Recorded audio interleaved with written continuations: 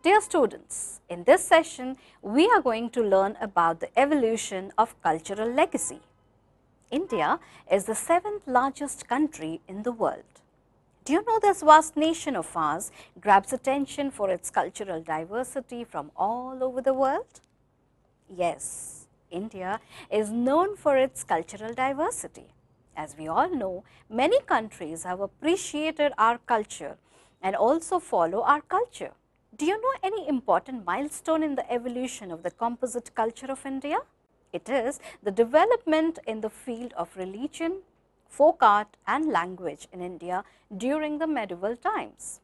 There have been contributions to this process from new religious movements like Sufi and Sikhism and also the Bhakti movement. I am sure most of you might have visited some famous monuments in India.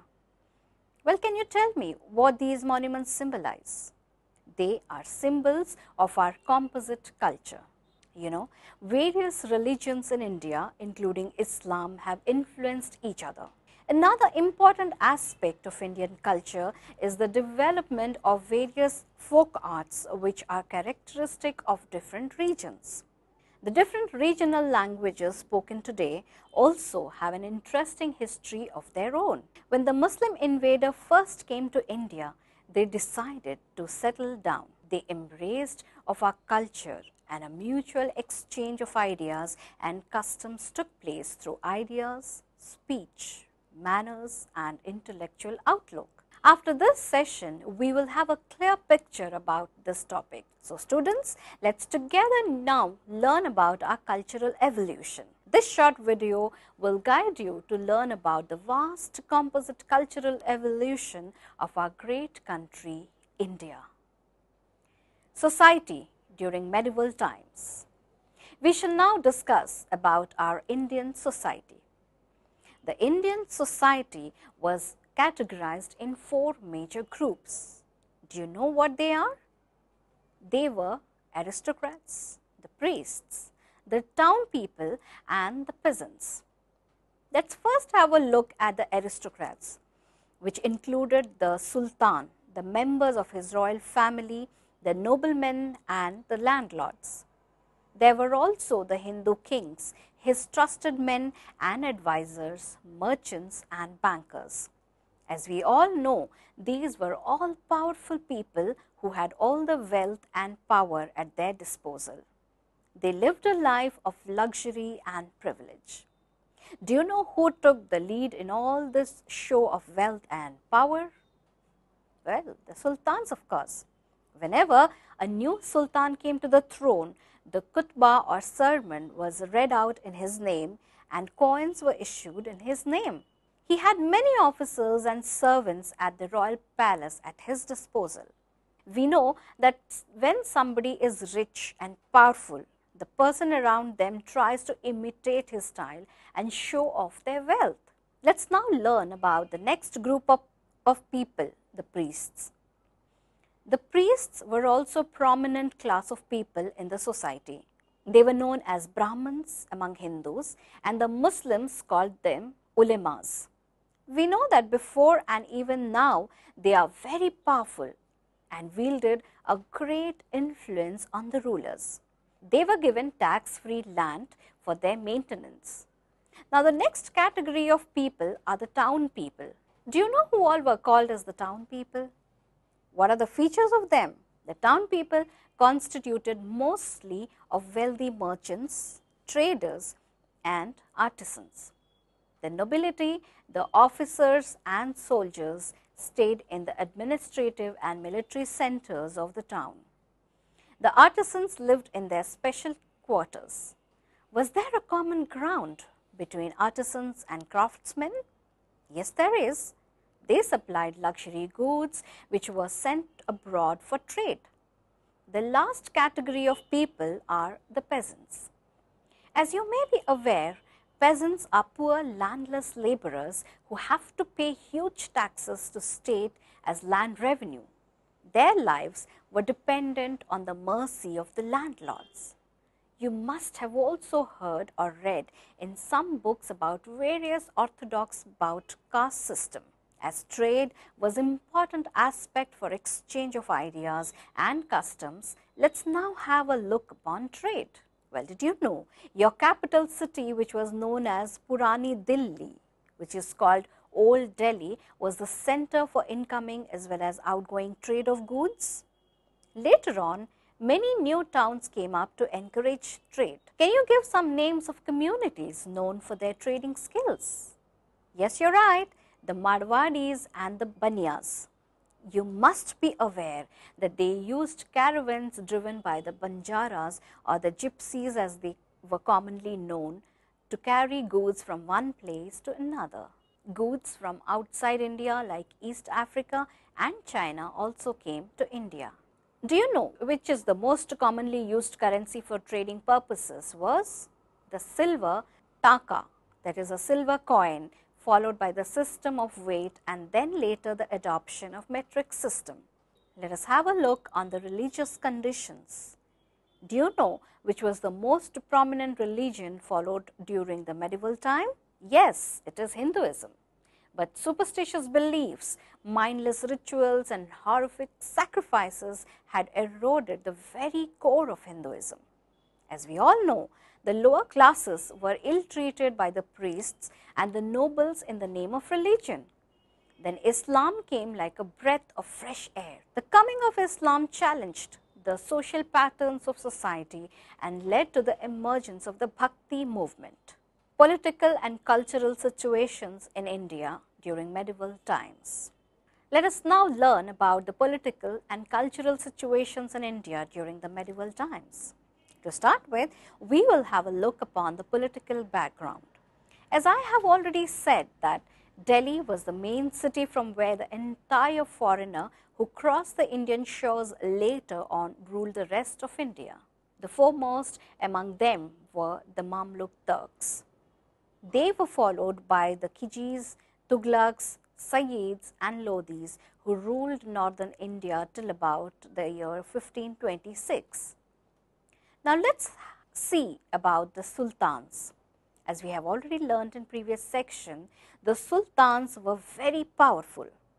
The sultans ruled behalf of the Khalifa and Caliph who was considered spiritual and temporal head of the Muslims. In the year 1707, the Delhi sultans were replaced by the Mughals who initially ruled from Agra and then later moved to Delhi. We all know about the great political leader Shah, an Afghan ruler who challenged the Mughal ruler Humayun and ruled Delhi for about 15 years. During Shah's reign, many outstanding achievements were recorded. Do you know about Sarak-e-Azam or Grand Trunk Road? Yes, this road was constructed during the reign of Shah. This great monument extended from Bangladesh to Pakistan and run through Delhi and Agra at a distance of 1500 meters. Amazing, right? I am sure that you all must be aware of the great Emperor Akbar, don't you? He was one of the greatest Mughal rulers in the history of India. He discouraged racial, religious and cultural discriminations and made sincere efforts to foster harmony among the people. As we all know, Akbar was a Muslim ruler, but he developed friendly relations with the Hindu rulers through matrimonial alliance.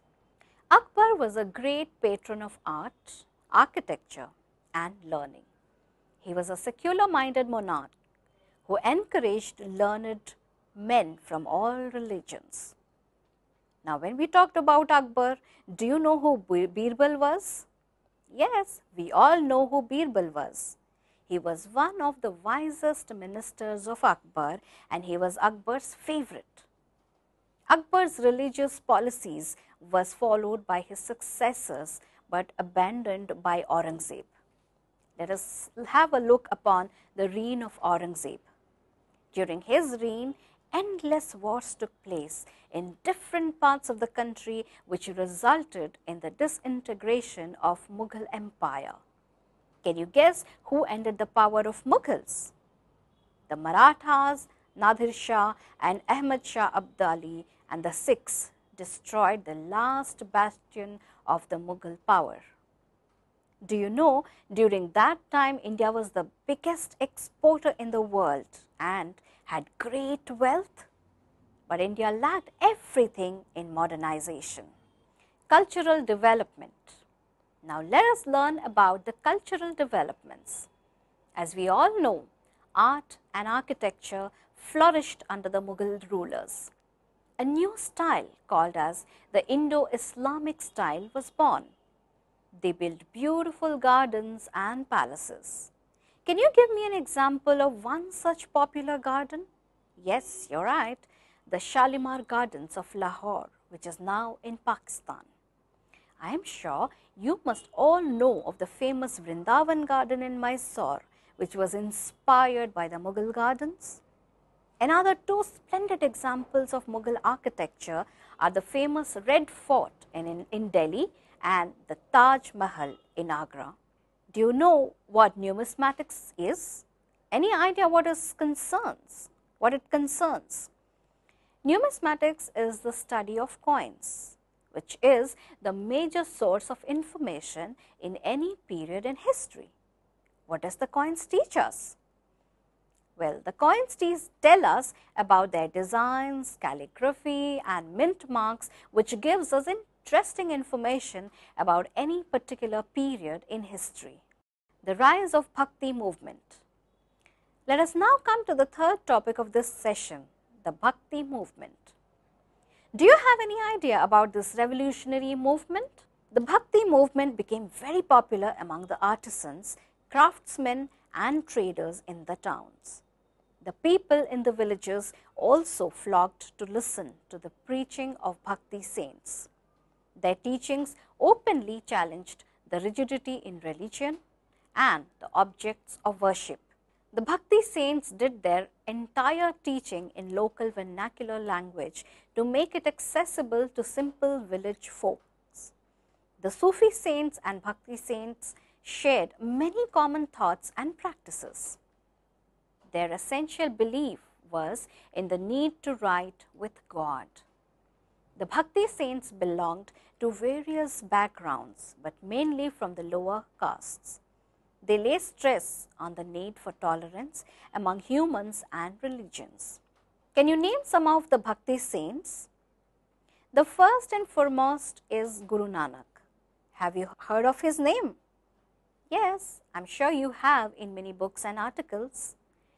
Guru Nanak, from a very young age, Guru Nanak preferred the company of Sufis and saints. Later on, when he was a little older, he had a mystic vision. He left home to be in the company of saints. He composed hymns and sang them. His hymns are popular even today. He strongly opposed idol worship, sacrifices and rituals as a way to appease the gods. Then comes Raman Raja. Raman Raja was a South Indian and he taught in the language of the common man. Another famous saint was Ramanand. Ramanand was born in Allahabad and educated at Varanasi. He strived to rid the Hindu religion of its evil customs and practices. He wanted people to know all men were equal in the eyes of God. His followers came from all walks of life. The next famous saint is Kabir. I am sure you all must have heard of Kabir. His dohas are sung like bhajans at temples and religious functions even today. He wanted to preach a religion that was accepted to all. Then enters Chaitanya Mahaprabhu. He was a devotee of Lord Krishna. Though he was a Brahmin, he condemned the caste system and emphasized the fact that all were equal in the eyes of God. Last but not the least comes Mirabai. I am sure you all must definitely know this Lord Krishna devotee. She would go into a trance while singing in praise of her Lord. Popularity of Bhakti movement. Why did Bhakti movement become so popular among the people? One of the main reasons for their popularity was that they challenged the caste system and the malpractices of Brahmins in the name of religion. The guru or spiritual leader was supposed to be a person who provided people with hope, strength and inner courage. He was capable of leading people on the right path towards realizing God. The guru offered pahul or sanctified water to his shishya or pupil, who meant that he was accepted a disciple on march to godliness. I am sure you must have noticed similar features in the Bhakti movement. The Bhakti movement emphasized oneness of God. There was no discrimination in the basis of caste or gender. Do you know the important feature of a Bhakti movement? It is the intense personal devotion to God with an emphasis of good moral life. Development of cultural activities during the medieval period. Now let us learn about the development of folk arts, paintings and music. Do you know the festivals and rituals we perform today have their origins in the past? Today, we have adapted these rituals to suit the present day social environment. We all wait for the advent of the rains to bring some relief from the scorching heat.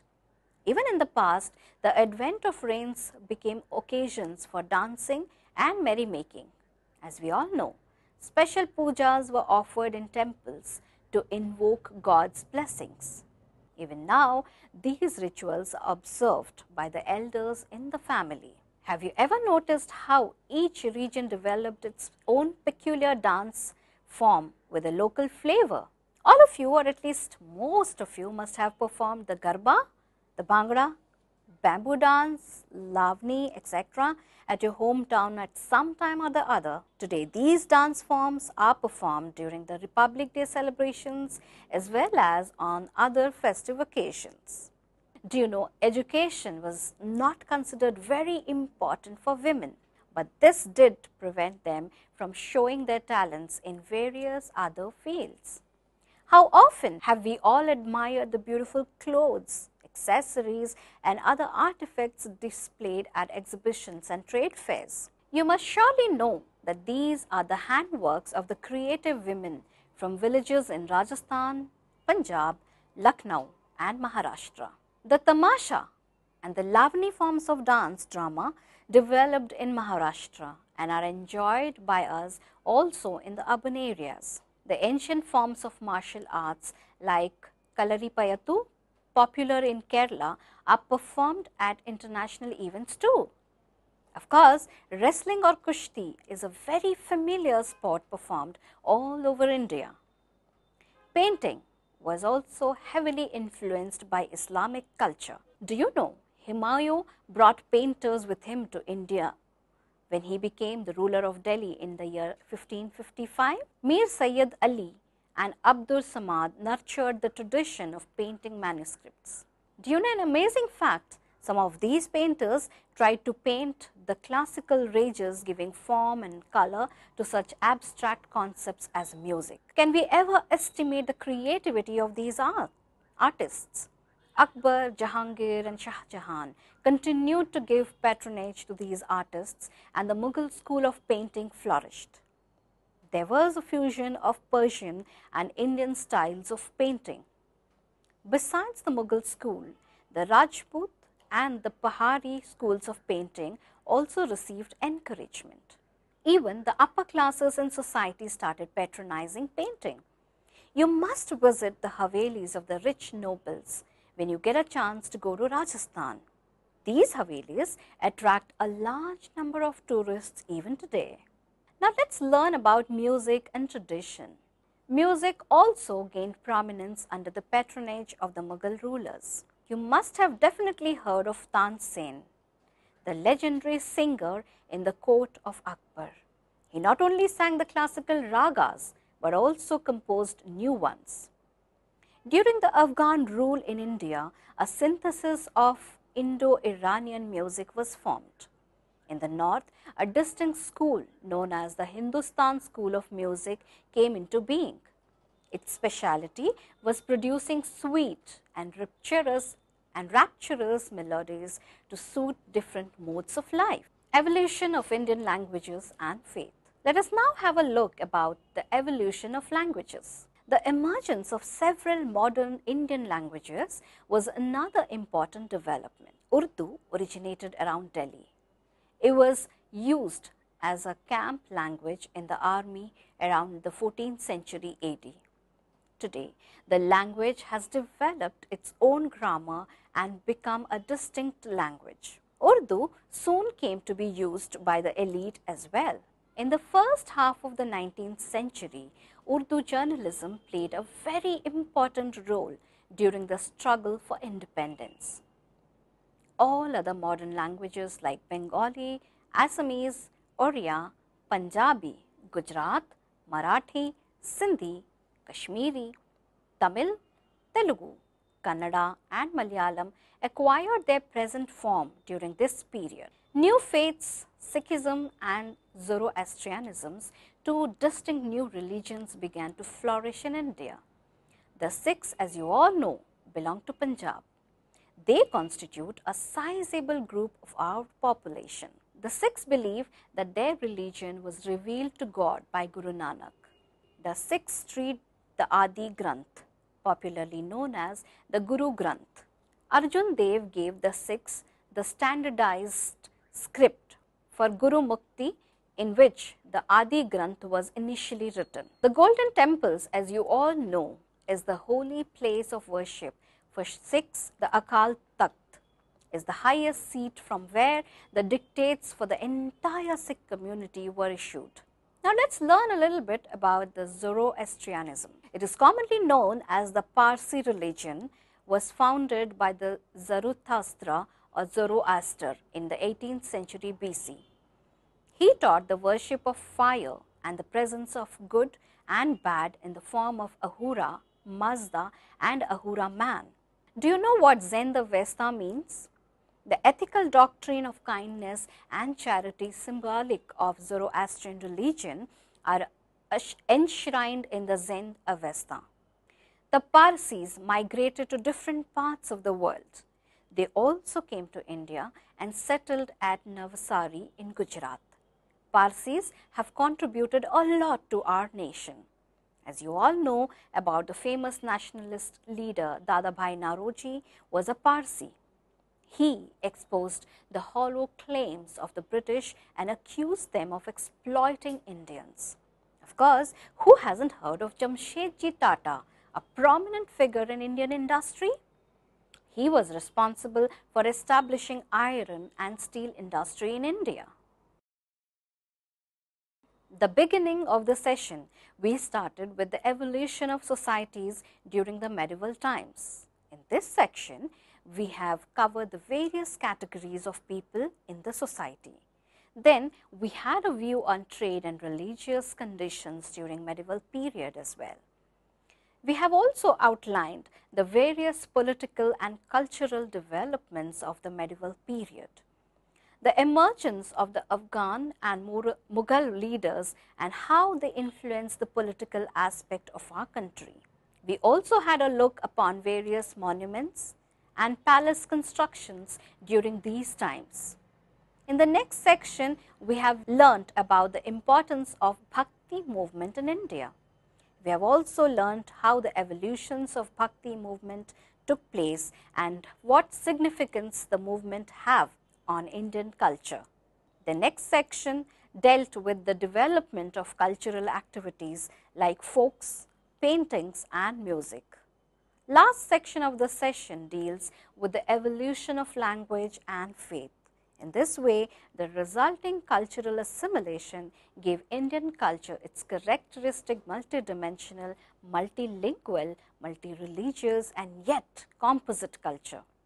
Hope this session has brought to you a clear picture about evolution of composite culture legacy, and hope you have had an interesting session.